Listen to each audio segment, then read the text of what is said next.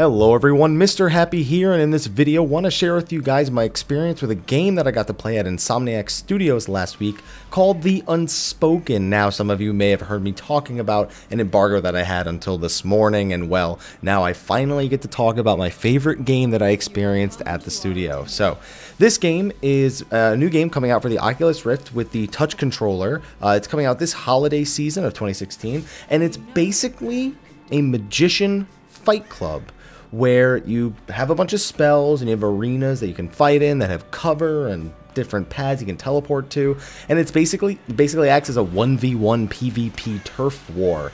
And honestly, I played this at least 2 hours when I was at Insomniac Studios. It was insanely fun. Basically, we got to test out about 5 different spells on top of the basic shield and basic attack, which is a little fireball that you can charge up, kind of like the Mega Man Buster. One in each hand. If you picked right-handed, then you threw the fireballs with the right hand, blocked with the left, and vice versa. Frankly, I spent 2 hours. I could have spent 10 hours playing this game if other people were able and willing. It was fun. I can't remember the last time where I played a game and I didn't worry so much about the little details until I've started playing some more Insomniac games. Ratchet and Clank gave me the same feeling where it just felt good to play.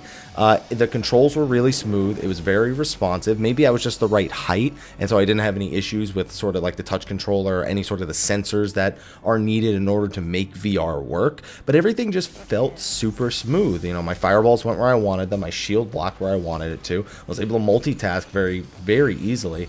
And I just teleported around the arena, blocking and reflecting with the shield, powering up fireballs, hiding behind cover, creating my own cover, summoning crows in order to, dive bomb them down. Just so many fun things. I could have done it for such a long period of time. Now you can see on the screen right now what the trailer is showing, and honestly it's pretty accurate. It's a solid representation of the gameplay I experienced, although obviously like this is pre-recorded footage. Now I couldn't actually get footage of the game, me playing it. Sorry, I just hit my microphone right there. So instead, because it's VR, I figured what more entertaining thing to look at than me and my friend looking like a fool, because when you're playing VR, it feels super engaging, but when other people are looking at you, you just look really weird. Now, apologies for the quality, as my Samsung decided that it was just going to provide me with the worst possible footage. No big deal, right? So this is me PvPing against my friend Brian. He's also a streamer, Avalon Star. You should check him out. And I was utilizing all those spells I mentioned earlier, and I'm not gonna lie, I was doing this. I was PvPing him for like 2 hours, and we did practice modes, and on top of that, we just kept going and coming back, and each match was about 4 to 5 minutes. I couldn't stop. Like I can't. I want to go back, and Insomniac, please bring me back. I want to play it more. Just leave the setup there. I'll be there in the morning. Just please do this for me. And it was funny because I woke up the next day, and my entire right side of my body was sore. That was my fireball throwing side. And I was out having drinks, and I was like, oh man, my arm is so sore. I was throwing too many fireballs. I was like, I never thought those words would come out of my mouth. Like, first world magician problems to the maximum. Overall, it's games like this. I'm someone who doesn't really buy into VR. I think it's kind of just I think it's just a resurging fad from, back in the 80s and 90s. But games like this make me believe in VR because it's so much fun. The thing is, it makes me want to pick up an Oculus, but I know that there's still like a 2-month wait, 2 or 3 month wait for the people who had pre-orders, so I'm not going to get my hands on one anytime soon.